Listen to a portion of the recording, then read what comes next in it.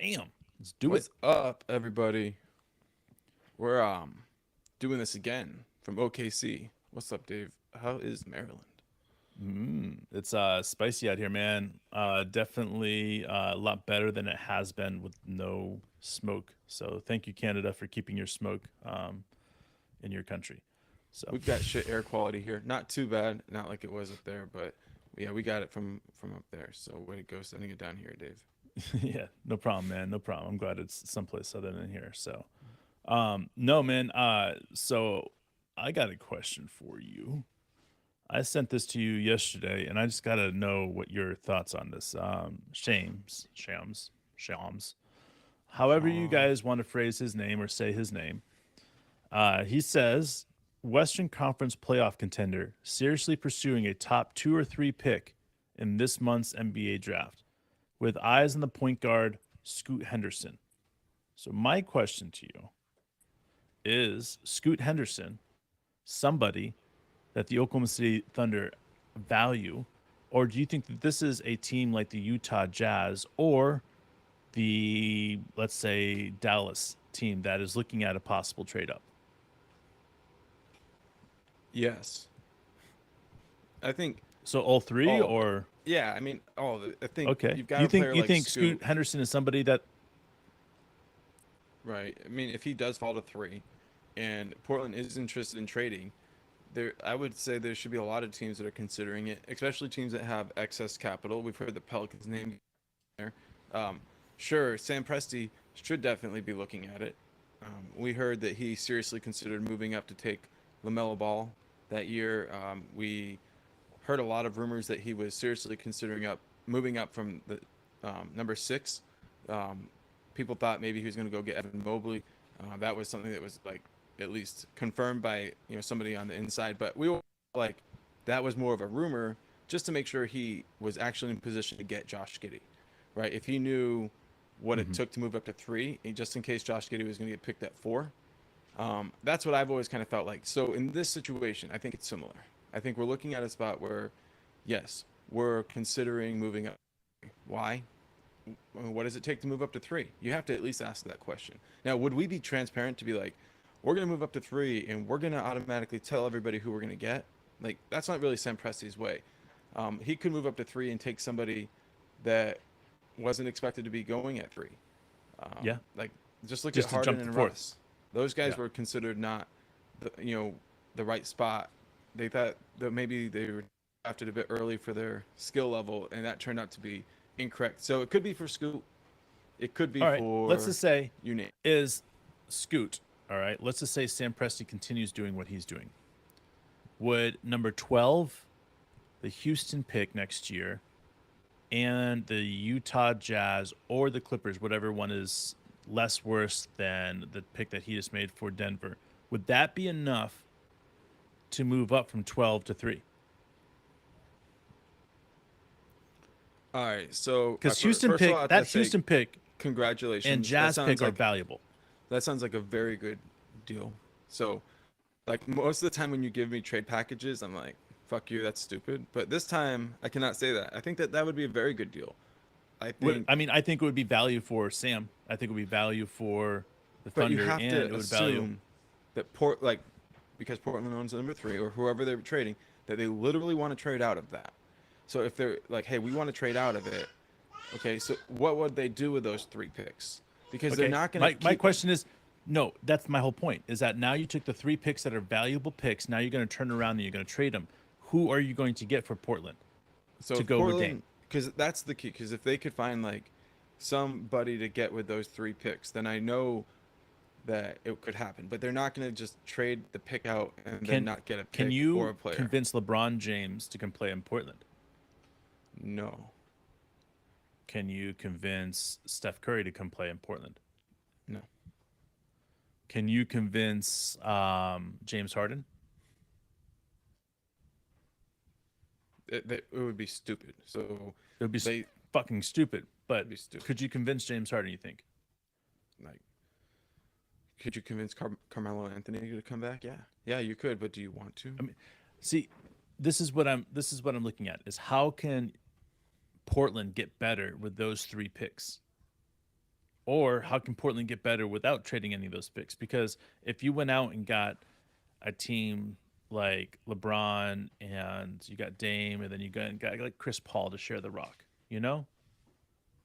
Like you could assemble a team that's not horrible.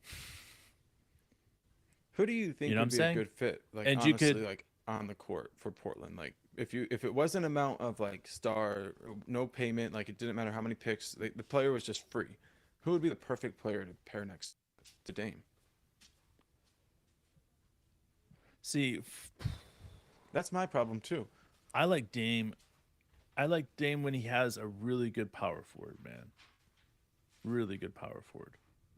Um, How good? but the Like you need problem like a is that I freaking. mean, listen, If you had Karl the Malone one in the player league, that I I could could see a see, power forward, but I don't see, or maybe Tim Duncan, but there isn't a power forward in the league that could I make here's the Dame thing: great. Zion Williamson, Zion. Whatever. But Zion would have to be willing to keep weight off and stop I being I don't even like. baby I honestly daddies. think Zion is just. I mean, neither one of those things are his problem, really.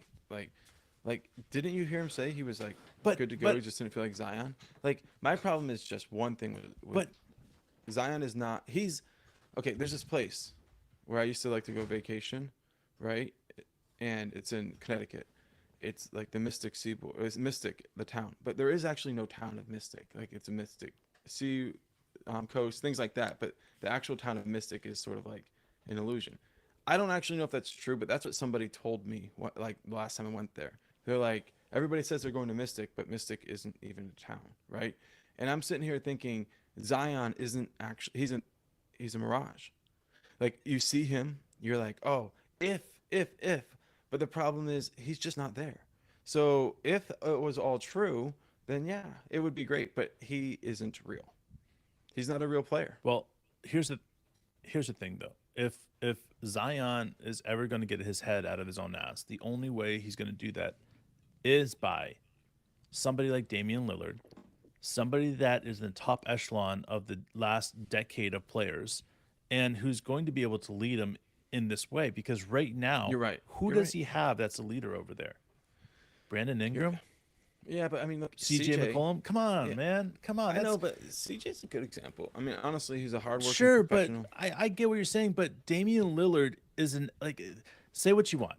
Are you going to call CJ an alpha male? Like I wouldn't say that about CJ. I wouldn't put Like that in the same obviously, sentence as CJ. he was permanently cast as like the Robin in this situation in Portland, But but you've got Zion, who's an alpha male out there, and he's. I'm not Zion. I'm not playing. Right? You put an alpha male, like you put a Shaq with a Kobe, you put a Shaq with a D Wade, you what's put up, a Shaq Maloney? with a Penny Hardaway, and you get the different mentality. They're not the alpha dog and the only alpha dog on the block now. They got to share that spotlight. And that's what I keep on looking at. If Zion has somebody that's an alpha dog like Damian Lillard, that's true in essence of that alpha dog, Damian Lillard is going to be like, yo, quit your Yo, shit out, honestly, man. man, like this is not his problem though, because even if he did come back, he couldn't stay healthy.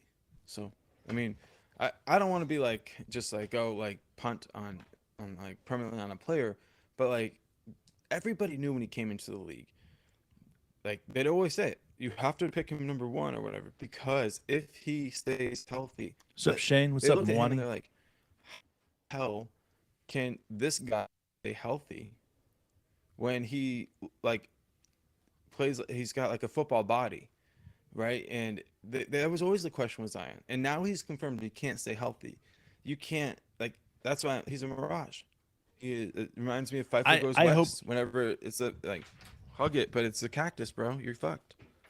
I hope you're wrong because I look at Zion's game and I look at like the way that he can play. What's up, Shane? I feel like when you say when I say alpha male and I say when you're the alpha male and you decide what you do, you make decisions for yourself saying, I just don't feel like Zion. I don't want to go out Do there you and play in remember a playoff game.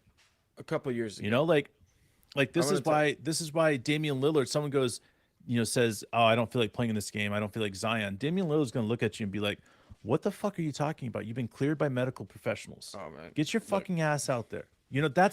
That's what Zion let's didn't have. You know, like Let's talk he about doesn't this, bro. have that. I want to say something like hard shift of conversation. But a couple of years ago, there was a debate amongst our friends, amongst people that weren't our friends. It just was wild. But like we said, Shea is the best young player in the league, and Yes, people kept got coming laughed up with at. that would trade away Shea, right? And they wanted three players that I remember specifically. People Luka, pretty much wanted to trade Luka, Zion, Zion, and Cade Luka, Cunningham, Cade Cunningham. That's right.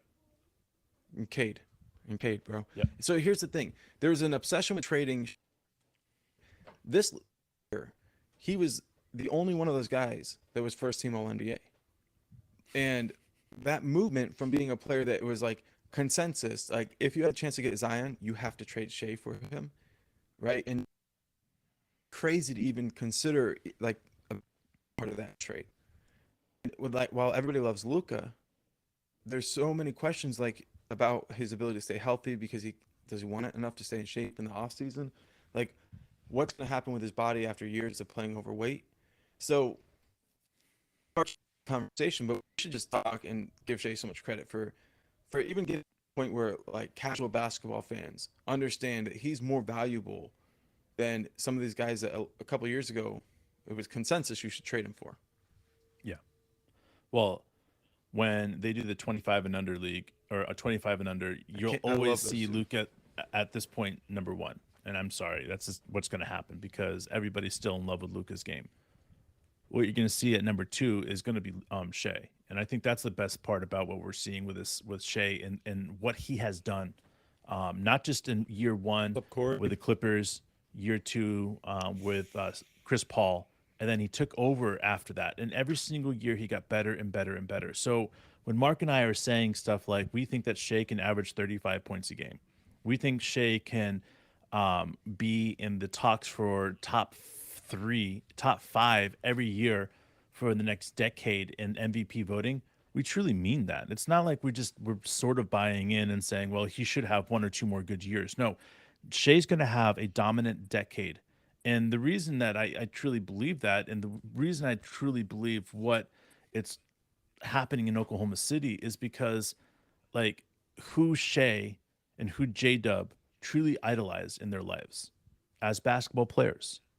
It's the Kobe mentality. It's that black mamba mentality. And you don't see it in athletes very often. But we got two of them.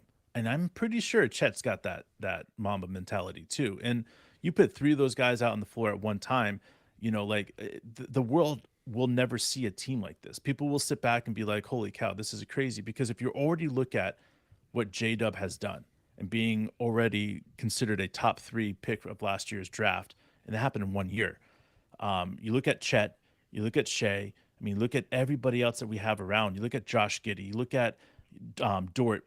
This team isn't designed just to be like, oh yeah, we're good. We're going to be, a 45 win team every year. No, this team is going to be one of those teams that everybody's going to look back and say, how did a team get 600 wins over the course of 11 years? Like, it's going to be mind boggling what this team can do. And the reason was going to be because of the proper tear down and rebuild. What's up, Corey? You know, however people want to define that in the future, they're going to look at it and they're going to say he executed a better version of the first time he did it with when it was Seattle. And that's Yeah. really the key is like what we saw that trade during the finals was the final making a trade during the finals, right? And we traded for draft pick in 2029. And I was talking to my brother just the other day about it, and I was just saying like, Sam Presti's setting up for the next generation of general manager, and he's like, oh, is there rumors he's getting ready to be done? I was like, no, but he's still doing that, right? He's gathering picks, and he's doing it in a way that when he leaves it to the next guy, the cupboard isn't empty. Yeah. You know what I mean? It's going to be the most like if it's Vince who's going to take over for him, right? Yeah. And Vince is going to be that guy that takes over Sam Presti.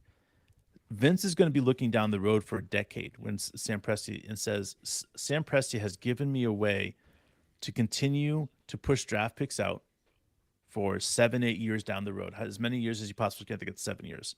7 years down the road consistently. I mean, think about that, guys. He can go out and get 4, 5, 6, 2029, 2030 picks. And then when it comes up and we don't need those picks, we trade them for more picks down the road. It's a cycle, guys. Like the fact that we are able to do this and consistently look and say we're going to have at least 2 draft picks every single year that are I'm sorry, we're going to have at least 3 first round draft picks every single year until 2029. It's mind-boggling, man. Like we can move up, we can move back. Look what Sam Presti did with the 37th pick. He traded it this year, right? So we know that Sam Presti has zeroed in on who he wants and how he's going to use those draft picks. Like I don't see Sam Presti adding more than one player, one rookie on this team at once for a long time. I mean, yes, he's going to add players on undrafted. He's going to add this player, that player. There you go. Oh, yes, But that's what I'd say. but I do think that you're going to see Sam really take the picks that he has and focus them on A, getting draft picks down the road, and B, be able to move up in the draft to grab the players that he truly wants. Because I think when push comes to shove it's 13 or whatever draft picks in the next 4 or 5 years, and you're looking at it and saying these picks right here, like everybody says, we're not going to be able to use them. Like we're just not. Like there's 0% chance that we're going to be able to use every single one of these players. Is there going to be a year that we need 2 or 3 of those picks? Fuck yeah, there will be. But guess what Sam Presti's going to be able to do? He's going to have 2 or 3 first round picks that he'll be able to use for that year. And they're going to be very good picks because he's going to be able to push picks ahead that he knows that he's not going to be able to sign a player on because his tax restrictions or whatever. That's how far Sam Presti's thinking down the road. And it just, to me, it just shows you where this team's at right now. The fact that we've got 1 pick going into this draft. We took Usman Jang, right? And that was our first round pick for this year because we traded so much. And now we're going to add whoever we're going to add through this draft. If we add somebody, I mean, it's still not out there that we're not going to trade back and not draft somebody at all, you know? I could see like Presti having one guy he wants at 12, that guy going at 9 or 10, and him just being like, all right, we're going to pick up 2 picks. We're going to go pick up a vet from this trade. Like I have blank team that wants to trade for a vet for 12. You know, like, cool. I'll pick up a vet that's a, big man or a vet that is a big power forward to go next to Chet. Like, listen, that's what's going to happen. And I think, to me, like a team like the Celtics, you got to keep an eye on because we know that we love Al Horford. I would love for seeing Al Horford to come another cameo in Oklahoma City. So there's a lot of things that we can watch for that 12 pick. Again, if we get paid to take him, if we get we won't get paid. That'd be funny. We won't get paid to take him. Oh, dude, they might be ready to move off of him. We will. It will be a second rounder we would get for him if that's the case. Then. I mean, money. Money is money. Money. Take it. Money but, is money. So let's talk about a little bit the Nugs. Yeah, dude. Champions. I'm already hearing people talk about their stuff. I get it, guys, but look at what the Warriors. I think they won 4 championships. 3, bro. 2 with KD, 1 with that. Remember what they said about Giannis after he won his? That's yeah. Remember? They do it every year, bro. They said they overbought it, and they said, well, Giannis should have won like 2 of the next 6 or something like that, 3 of the next 5 or whatever. It was like stupid, and I'm like, no, like you have to have a really fucking thick team around. Now you got a nice team around Denver, but they're in a salary cap crunch, man. Like if they don't do things right, they can't get their team better through the free agents and vets and all that stuff. That's like one of the reasons they want to get that pick. But you know what? That's right. They've hit very strongly on their role players. You cannot miss on those guys. Brown and Brown. You're talking about KCP. Like these guys step up and they play really, really good in big games. And Jamal Murray and obviously Jokic get all the attention, and they should. They're incredible. But like the role players being stars in their roles, that's where the new CBA starts to make things sketchy. Because these guys are going to earn more money. They're going to go different places. How do you fill those different positions? And I think that's why they draft. The new CBA makes it harder. Dude, 100%. I mean, 100%. And this team that's why I keep on looking at this and saying, that was the first. Everybody's talking about this Chris Paul thing being the first domino. No, the first domino was the trade to Oklahoma City. That was the first domino because it showed you how valuable a second round this year is and a first rounder is next year. That a team would Mm-hmm. give out a future first round that's pretty much very lightly protected. Think about that. I mean, like, it's astonishing to me. So now we know exactly the value. And because of that, we still have 3 more picks next year. That's including ours. Like, teams are going to be coming out of the woodworks to be like, please, please, please, please, please, please, we'll take this pick or that pick, or we'll give a second rounder for this player. Like it is going to be a fire shit show that we have not seen in the NBA before. Like, we saw something like this where when okay, so the NBA changed the salary cap a few years back and everybody was overpaying all the players. And then all of a sudden, Right. 5 years later, or 4 years later, 3, whatever it was, nobody was able to pay anybody. And all the superstars, all these players were like, what happened to all the money, right? This year, because of the Remember what they did because of that, salary though? restrictions. They created the amnesty clause. What's that? They amnestied everybody, all the bad Yes. money. Exactly. And so you start looking at it and you're saying, well, this year it's different because there's so many teams that are going to try to trade out of money. Like, could a team like, I don't know, a shitty ass team that says, well, we got, $35 million in bad money, be like, we need to throw this money at somebody else. Oklahoma City, we'll do this for 2 first-round draft picks. Like, that's the type We of shit that gotta Oklahoma stay in City that. could be stepping into. We got to stay in that game because we noticed last time when we got really to contention, there were teams that were willing to give up bad money for picks, but we weren't able to participate in that. And if we I can know, dude. keep a little bit involved in those types of situations and find players like Al Dude, Horford, waiver the Chris fucking Paul, waiver those people every year. right, Like Kemba Walker, Kemba we were Walker. able to move him Yeah, out without him showing pay up. it off in 2 years. Hmm. Yeah, Yep, exactly. I think that's how you gain momentum and not have a player influence your locker room, but benefit from giving them money to just go away. And we're going to have these picks down the road. It's a beautiful thing. Sam Presti plays the side game, the side hustle hustle, as well baby. as anybody. Yeah, Yeah. yeah, some good shit. He's like the drug dealer where you walk into his house and the guy's like, "Come on over," and sits down at the table, and he like, you're like, "So, I'm looking for some weed," and he's like, "Oh, yeah, yeah, yeah.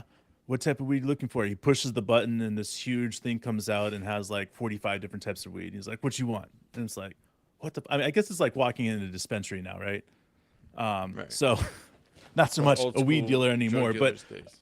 old school wheel dealer.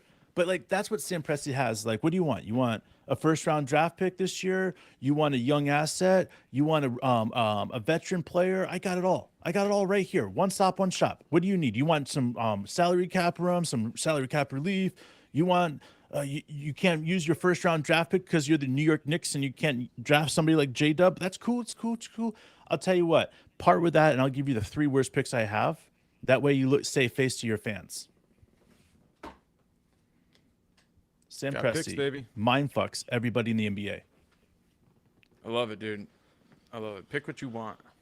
Pick your poison. Love it. So, That's it, man. dude, That's it. this is where it's at, man. I It's, know we're short. I know we're cutting things short, but here's the thing, guys. Until we can figure things out with Mark's connections, we're gonna keep things short so that his time doesn't get spent out downloading and uploading everything. So when that gets figured out, which hopefully it can be in the next couple of weeks, then we'll be back on normal, ready to go. And Mark, how many more days until the draft? 9 days to the draft, baby. Be here for it. 9 days, baby. 9 days, guys. Let's do it.